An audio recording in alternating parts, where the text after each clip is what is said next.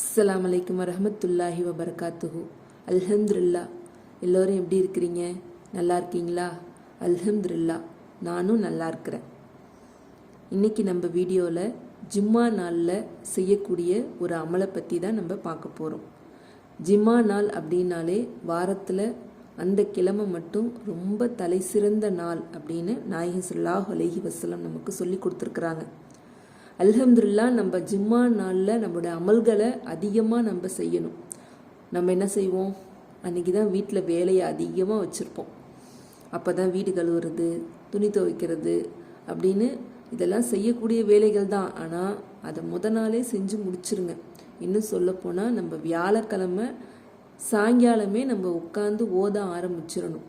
வியாழன் வெள்ளி அப்படின்றதே அல்லாஹ் துவாவை ஹபுலாக்கக்கூடிய நாள். நம்ம என்ன கேட்டாலும் அப்படியே ஆகட்டும் அப்படின்னு சொல்லக்கூடிய ஒரு நாள் அந்த நாள்.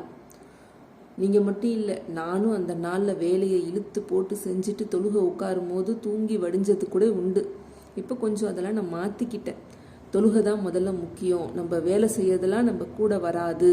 நம்ம செய்கிற அமல்களும் நம்ம நேரத்துக்கு தொழுகிற தொழுகையும் தான் நம்ம கூட வரும் அப்படிங்கிறத இப்போ நான் கொஞ்சம் புரிஞ்சுக்கிட்டு முடிஞ்ச வரைக்கும் என்னோடய வேலையை நேரத்துக்கு முடிச்சுட்டு தொழுகைக்கு கரெக்டாக நின்றுடுறேன். இன்னும் ஜும்மா நாள் அப்படிங்கிறது அன்றைக்கி குயிக்காகவே வேலையை நான் இப்போ முடிக்க ஆரம்பிச்சிடுறது. காலை வேலையோடு சேர்த்து மத்தியான வேலையும் முடிச்சுட்டு 11 மணிக்கெலாம் தொழுகை உட்காந்துடுறேன். அந்த மாதிரி ஒரு பழக்கத்தை நான் கொண்டுட்டு வரேன். இன்ஷா அல்லாஹ் நீங்களும் அதே மாதிரி கொண்டுட்டு வாங்க. அப்படி உட்காந்திங்கன்னா ஜும்மா தொழுது முடிக்கிற வரைக்கும் எழுந்திரிக்காதீங்க. அந்த மாதிரி தொழுகிறவங்களுக்கு அல்லாஹ் கடைசி நேரத்தில் மௌத்தை கூட லேசாக்கி கொடுப்பான்.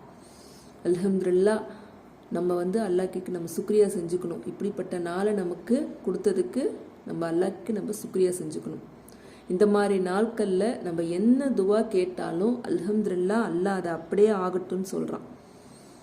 அப்போ நம்ம அந்த நாளை எப்படி யூஸ் பண்ணிக்கணும்? கரெக்டான நேரத்தில் உட்காந்து கேட்கணும். அந்த ஒரு நேரம் அப்படின்னு ஒன்று ஜும்மா நாளில் இருக்குது.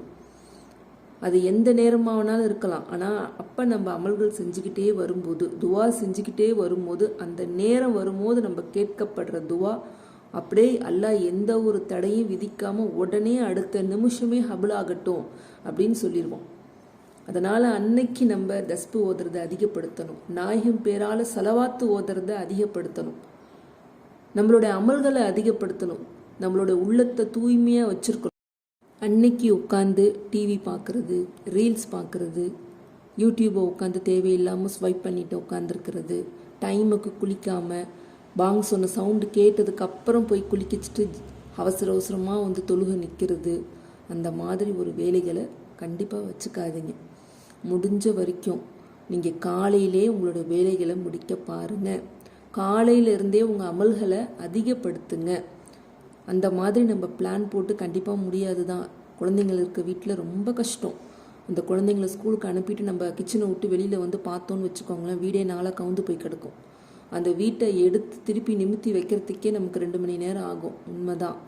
ஆனால் நம்ம தான் பிளான் போட்டு நம்ம வேலைகளை சுருக்கிக்கணும். அந்த நாளில் நாளே பாதி வேலையை முடிச்சுட்டு கிச்சனுக்குள்ளே வந்தோமா, வேலையை முடித்தோமா, அடுத்தது குளிச்சுட்டு நம்ம தொழுகை நிற்கணும், நம்ம அமல்கள் செய்யணும், குரான் ஓதணும், யாசின் ஓதணும், இப்படின்ற ஒரு எண்ணம் தான் நம்ம மனசில் இருக்கணுமே தவிர அந்த கரெக்டாக நம்ம இந்த பாங் சொல்கிற நேரம் வரைக்கும் அடுப்பில் நின்று நம்ம கரண்டியை வச்சு கிண்டிக்கிட்டு நிற்போம். அன்றைக்கி தான் உண்மையுமே மற்ற நேரத்தில் கூட 12 மணிக்கு முன்னாடியே சமைச்சிருவோம். அன்றைக்கி தான் வீட்டில் ஹெவியாக இருக்கும் சாப்பாடு. அதை நம்ம செய்கிறோன்னு சொல்லிட்டு கரெக்டாக தொழுகிறதுக்கு ஆம்பளைங்க வீட்டுக்கு வர்ற வரைக்கும் நம்ம என்ன பண்ணுவோம்? உட்காந்து அதை கிண்டிக்கிட்டு உட்காந்துருப்போம். அப்புறம் அவசர அவசரமாக மணி 1:30 ஆயிடுச்சுன்னா ஹரிபரின்னு இதையும் பாதி பார்க்காம அதையும் பாதி பார்க்காம வேகமாக ஃபரலை மட்டும் தொழுதுட்டு துவா கேட்டு பாதி கேட்காத பாதி திருப்பி கிச்சன்லேயே நின்று அந்த சமையலை முடிக்கணுன்றதுக்காக நிறைய பேர் வீட்டில் இந்த வேலைகள் நடக்குது. இதை தயவு செய்து குறைச்சிக்கோங்க. கேட்டால் சில பேர் ஒரு காரணம் சொல்லுவாங்க, எங்கள் வீட்டில் சூடாக தான் சாப்பிடுவாங்க, சூடாக இருந்தால் தான் சாப்பிடுவாங்க, ஏன் காலையில் செஞ்ச குழம்பு சூடு பண்ணி சாப்பிடக்கூடாதா என்ன? அப்படிலாம் ஒன்றும் கிடையாது. நம்மளுடைய உள்ளத்துலேயும் நம்மளுடைய பழக்கத்துலேயும் தான் இருக்குது. ஒருத்தவங்களுக்கு இப்படி தான் செய்யணும்னு நம்ம பழக்கி விட்டுட்டோம்னா அதே மாதிரி கடைசி வரைக்கும் நம்ம செஞ்சுக்கிட்டே இருக்க வேண்டியதுதான். அதனால் நமக்கு வெள்ளிக்கிழமை அப்படிங்கிறது ஹெவியாக சமைச்சு சாப்பிடணும், நல்ல ட்ரெஸ்ஸு போட்டுக்கணும், தலை குளிக்கணும், வீடு வாசல் கழுவணும் அப்படிங்கிறதெல்லாம் கிடையாது. இதெல்லாம் செய்யணும். இதெல்லாம் வந்துட்டு எப்படி செய்யணுமோ செஞ்சு முடிச்சிடணும் டைமுக்குள்ளாரே. மணி 1:30 மணி 2 மணி வரைக்கும் இந்த வேலையை செஞ்சுட்டு தொழுகையோட நேரமே முடிஞ்சதுக்கப்புறம் எதற்காக நம்ம இதெல்லாம் செய்கிறோம்? தொழுகை சுத்தமாக இருக்கணும் அப்படின்றதுக்காக தானே செய்கிறோம். ஆனால் நம்ம என்ன பண்ணுறோம், அதெல்லாம் முதல்ல வச்சுட்டு முதன்மையாக வைக்கக்கூடிய தொழுகையை கடைசியாக நம்ம வைக்கிறோம். அது ரொம்ப தப்பு. இதை எல்லாருமே செஞ்சுக்கிட்டு இருக்கிறீங்க அப்படின்னா தயவுசெய்து இதை மாற்றிக்கோங்க. முடிஞ்ச வரைக்கும் இந்த சுத்தம் பண்ணுற வேலையெல்லாம் நாளே முடிச்சுட்டு, சமைக்கிற வேலையை காலையிலே முடிச்சுட்டு 11 மணிக்குள்ளாரே உங்களோட வேலைகளை முடிச்சுட்டு நீங்கள் அல்ஹம்துலில்லான்னு மன அமைதியோடு உட்காந்து தொழுக ஆரம்பிங்க. துவா செய்யுங்க, அல்லாஹ்வுக்கு தௌபா நஃபில் தொழுவுங்க, சுக்ரியா நஃபில் தொழுவுங்க. அப்படி தொழுகும் போது நீங்கள் வழக்கமாக இதை செஞ்சுக்கிட்டு வாங்கலை, நான் ஒரு நாள் செஞ்சேன் எனக்கு அல்லாஹ் என்னோட துவாவை ஹபுலாக்க அப்படின்லாம் சொல்லக்கூடாது. அது ரொம்ப தப்பு. ஒரு செடி நடுறோம், நட்டவுடனே இந்த செடி முளைஞ்சிருமா? அது வளர்கிறதுக்கு எவ்வளோ நாள் எடுக்கும்? அதே மாதிரி தான் நம்மளுடைய வாழ்க்கையும். அதனால் பொறுமையை கொஞ்சம் கையாண்டு நீங்கள் ஒவ்வொரு வாரமும், அதாவது இந்த வாரம் ஒரு 11 மணிக்கு வேலையை முடிச்சிங்கன்னா அதுக்கு அடுத்த வாரம் 10:45 வேலையை முடிக்க பாருங்கள். அடுத்த வாரம் 10:30 முடிக்க பாருங்கள். இப்படி ஒவ்வொன்றா உங்களுடைய தப்பை குறைச்சிக்கோங்க. அமல்களை அதிகப்படுத்துங்க, துவாவை அதிகப்படுத்துங்க, தொழுகையில் நிற்கிற நேரத்தை அதிகப்படுத்துங்க. அன்னைக்கு தொழுகும் போது சின்ன சின்ன சூறாவாக இல்லாமல் பெரிய சூறாக்களை ஓதி தொழுவ நெல்லுங்க. அப்படி நீங்கள் அந்த மாதிரி கன்சிஸ்டன்சி தான் ரொம்ப முக்கியம். இதில் இப்படி தொடர்ச்சியாக நீங்கள் செஞ்சுட்டு வரும்போது அல்லாஹ் பட்டுன்னு ஒரு நேரம் வரும், அப்படியே டக்குன்னு தூக்கி நீங்கள் கேட்ட அத்தனையும் உங்கள் கையில் கொடுத்துருவான். நீங்களே நினச்சி பார்த்துருக்க மாட்டீங்க. நம்ம நினைக்காத நேரத்தில் தான் நம்ம கையில் அந்த பொருள், நீங்கள் கேட்குற துவாவோடைய அர்த்தம் உங்களுக்கு அப்போ தான் புரியும். நம்ம இவ்வளோ நாள் செஞ்சதுக்கு அல்லாஹ் இவ்வளோ பெரிய பலன் நமக்கு கொடுத்தானே அப்படின்னு அன்னைக்கு நீங்கள் நினைப்பீங்க. ஏன் நான் இவ்வளோ ஜும்மா நாள் அப்படின்னா இவ்வளோ ஏன் சொல்கிறேன் அப்படின்னா கன்சிஸ்டன்சி ரொம்ப முக்கியம். நம்ம தொடர்ச்சியாக ஒரு வேலையை செஞ்சுக்கிட்டே ஒரு வெள்ளிக்கிழமைனா கரெக்டாக நம்ம இந்த மாதிரி தான் நம்ம இருக்கணும் அப்படின்னு நமக்கு ஒரு கோடு போட்டு அந்த வரையறைக்குள்ளே தான் நம்ம இருக்கணும். அப்படி இருக்கும்போது உங்களோட துவா நிச்சயம் அங்கீகரிக்கப்படும். இதை நான் உறுதியாக சொல்கிறேன். கண்டிப்பாக ஒரு மாதம் வெள்ளிக்கிழமை மட்டும் தொடர்ச்சியாக வியாழக்கிழமை சாயங்காலத்துலேருந்தே ஆரம்பிச்சுக்கோங்க. அதாவது வெள்ளிக்கிழமை ராவுன்னு சொல்லுவோம் பார்த்தீங்களா, அப்போதுலேருந்தே ஆரம்பிச்சுக்கோங்க. வெள்ளிக்கிழமை அசுர் வரைக்கும் அனாவசிய பேச்சுக்களை குறைச்சி, தேவையில்லாத சிந்தனைகளை குறைச்சி, தேவையில்லாத குழப்பங்களுக்கு இடம் கொடுக்காத, வீட்டில் சண்டை சச்சரவுகளுக்கு இடம் கொடுக்காம உங்களுடைய மனசை ஒருநிலைப்படுத்தி அமல் செய்கிறதுலையும் தொழுகிறதுலையும் ஓதுறதுலையும் உங்களோட நாட்டத்தை கொண்டுட்டு வாங்க. நீங்களே ஒரு மாதம் கழித்து பாருங்கள், உங்ககிட்ட பெரிய மாற்றம் ஏற்பட்டிருக்கும். நம்ம அப்போ நீங்கள் நினச்சி பார்ப்பீங்க, நம்ம கன்சிஸ்டன்சியாக இந்த வேலையை நம்ம செஞ்சதுனால தான் அல்லாஹ் நமக்கு இப்படி ஒரு மாற்றத்தையும் நம்ம கேட்ட துவாவையும் அல்லாஹ் ஹபுலாக்கியிருக்கிறான். இனி ஆயுள் முழுக்க நம்ம இதே மாதிரி இருக்கணும், நம்ம பிள்ளைகளுக்கு சொல்லி கொடுக்கணும் அப்படிங்கிற ஒரு எண்ணம் உங்கள் மனசில் கண்டிப்பாக வரும். இன்ஷா அல்லாஹ். நான் வெள்ளிக்கிழமையை பற்றி இவ்வளோ தூரம் சொன்னதுக்கு காரணம் கன்சிஸ்டன்சியாக நீங்கள் ஆரம்பிக்கணும் அப்படின்றதுக்காக தான். இன்றைக்கி நான் சொல்ல வந்த ஆயத்தும் கன்சிஸ்டன்சியாக ஓதணும். அப்படி ஓதனாத்தான் இதற்கான பலன் கிடைக்கும் இன்ஷா அல்லாஹ். இப்போ நம்ம பார்க்க வந்த அந்த ஆயத்தை நம்ம பார்க்கலாம். அது என்ன ஆயத்து அப்படின்னா நான் படித்தே காட்டுறேன், நல்லா புரிஞ்சுக்கோங்க. ஒருவன் ஜும்மா தொழுது முடித்ததும் அடுத்த கணமே எவருடனும் பேசாது, அப்பக்கம் இப்பக்கம் திரும்பி பாராது, மனம் ஒன்றி பிஸ்மில்லாஹிர் ரஹ்மானிர் ரஹீம் அல் முஅத்தி ஹுவல்லாஹ் என்று 70 தடவை ஓதிவரின் அவன் விரைவில் செல்வனாவான். ஓதுவதற்கு முன் 3 தடவை சலவாத்தும் ஓதிய பின் 3 தடவை சலவாத்தும் ஓதிக்கொள்ள வேண்டும். இதற்கு மாறாக செய்யின் பலனளிக்காது. அல்ஹம்துலில்லாஹ். நான் இதுக்காக தான் வெள்ளிக்கிழமை டைமுக்கு தொழுகைக்கு நில்லுங்க அப்படின்னு நான் சொல்கிறேன். ஜும்மாவோடைய வக்கத் அப்படிங்கிறது ஒரு 20 to 25 மினிட்ஸ் தான். கரெக்டாக அந்த டைமுக்கு நம்ம தொழுகை நிற்கணும். இன்ஷா அல்லாஹ். ஆண்கள் பள்ளிவாசலுக்கு தொழுகை போகும்போது நம்மளும் வீட்டில் அதே நேரத்துக்கு நம்ம தொழுகையை கடைப்பிடிக்கணும். ஆண்களுக்கு தான் தொழுகை, நமக்கு டைம் எப்போ வேணாலும் தொழுகலாம் அப்படின்றது கண்டிப்பாக கிடையாது. நமக்கும் அந்த டைம் ஃபாலோ பண்ணணும்.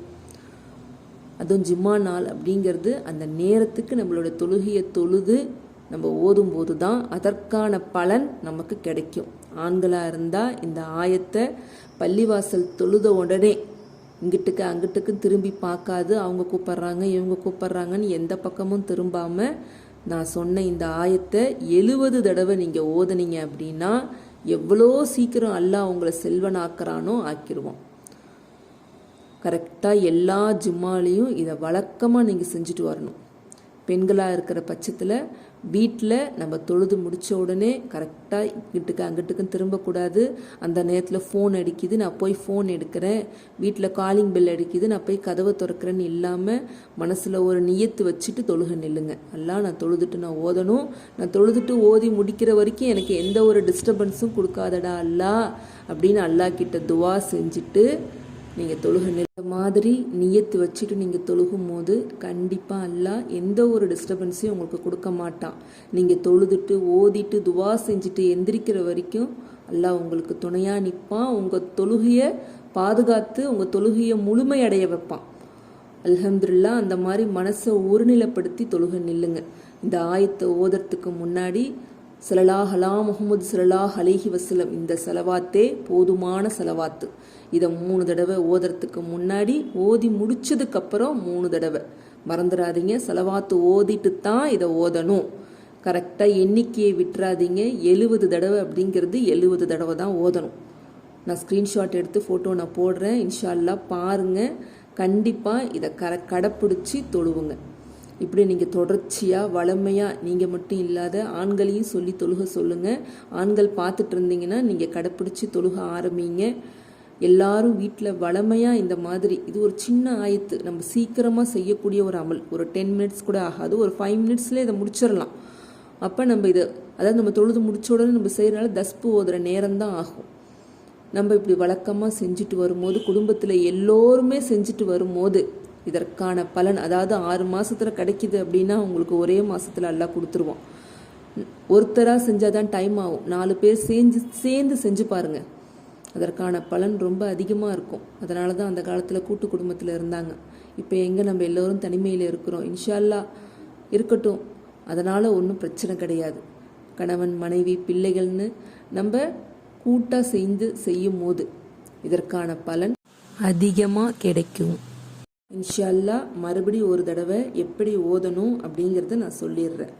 ஜிம்மா தொழுது நம்ம சலாம் கொடுத்த உடனே அந்த சைடு இந்த சைடு திரும்பி பார்க்காம முதல்ல செலவாத்து ஸல்லல்லாஹு அலா முஹம்மது ஸல்லல்லாஹு அலைஹி வஸல்லம், ஸல்லல்லாஹு அலா முஹம்மது ஸல்லல்லாஹு அலைஹி வஸல்லம், ஸல்லல்லாஹு அலா முஹம்மது யா ரப்பி ஸல்லி அலைஹி வஸல்லம் அப்படின்னு 3 தடவை ஓதிட்டு பிஸ்மில்லாஹிர் ரஹ்மானிர் ரஹீம் அல் முஅத்தி ஹுவல்லாஹ், பிஸ்மில்லாஹிர் ரஹ்மானிர் ரஹீம் அல் முஹத்தி ஹுவல்லாஹ், பிஸ்மில்லாஹிர் ரஹ்மானிர் ரஹீம் அல் முஅத்தி ஹுவல்லாஹ் அப்படின்னு 70 தடவை ஓதி முடிச்சுட்டு ஓதி முடிச்சதுக்கப்புறம் திருப்பி 3 தடவை செலவாத்து ஓதணும்.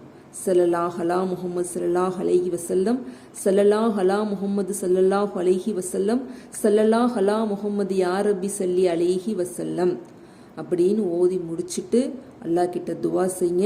அல்லாஹ் எனக்கு ரிஸ்கை அதிகரித்து கொடு, என்னை விரைவில் செல்வந்தனாக்கு, 10 பேத்துக்கு கொடுத்து உதவுற அளவுக்கு என்னை நல்ல நிலைமைக்கு கொண்டுட்டு வந்து விடுறா அல்லான்னு கேளுங்க. கன்சிஸ்டன்சியாக செஞ்சுட்டு வாங்க, வாரம் தவறாமல் செஞ்சுட்டு வாங்க. நிச்சயம் நீங்கள் செல்வந்தனாக ஆவீங்க. ஆகிட்டு எனக்கு கமெண்ட் செக்ஷனில் கண்டிப்பாக சொல்லுவீங்க. அந்த நம்பிக்கை எனக்கு இருக்குது. அல்ஹம்துலில்லாஹ். இன்றைக்கி நான் சொன்ன ஆயத்து உங்கள் மனசுக்கு திருப்தி அடைஞ்சிருக்குன்னு நினைக்கிறேன். என்னுடைய சேனல் உங்களுக்கு பிடிச்சிருந்துச்சுன்னா, நான் போடுற வீடியோஸ் உங்களுக்கு பிடிச்சிருந்துச்சுன்னா அதிகமாக ஷேர் பண்ணுங்கள், ஒரு லைக் பண்ணுங்கள். நீங்கள் லைக் பண்ணுறது மூலிமா தான் நிறைய பேத்துக்கு என்னோடய வீடியோ போகும். அப்படி நிறைய பேத்துக்கு போகும்போது தேவை உள்ளவங்களுக்கு போய் அவங்க கேட்கும் போது அந்த துவா என்னோட இல்லாமல் உங்களுக்கும் சேர்த்து ஹபிளாகும். அதனால் எத்தனையோ பேத்துக்கு இது தெரியாமல் இருக்கலாம், அவங்களுக்கு இதை ஷேர் பண்ணுங்கள். அப்படி ஷேர் பண்ணும்போது கஷ்டத்தில் இருக்கிறவங்க ஓதும் போது அவங்களுடைய துவா ஹபிளாயிடுச்சுன்னா அதோடைய பலன் நமக்கும் கிடைக்கும், அதோட நன்மை நமக்கும் கிடைக்கும். நீங்கள் ஷேர் பண்ணுறனாலும் அந்த நன்மை உங்களுக்கும் கிடைக்கும். இது போல் வீடியோ நிறைய வேணும்னா நம்மளோட சேனலை சப்ஸ்கிரைப் பண்ணிக்கோங்க. அல்ஹம்துலில்லாஹ். நானும் உங்களுக்காக துவா செய்கிறேன். உங்களுடைய துவா ஹபுலாகட்டும், சீக்கிரத்தில் ஹபுலாகட்டும், உங்களுடைய பிரச்சனைகள் தீரட்டும் அப்படின்னு சொல்லி ஒவ்வொரு நாளும் நான் துவா செஞ்சுட்டு தான் இருக்கிறேன். இனிமேலும் நான் கண்டிப்பாக துவா செய்வேன். அல்ஹம்துலில்லாஹ். நீங்களும் எனக்காக துவா செய்யுங்க. அஸ்ஸலாமு அலைக்கும் வரஹமத்துல்லாஹி வபரகாத்துஹு.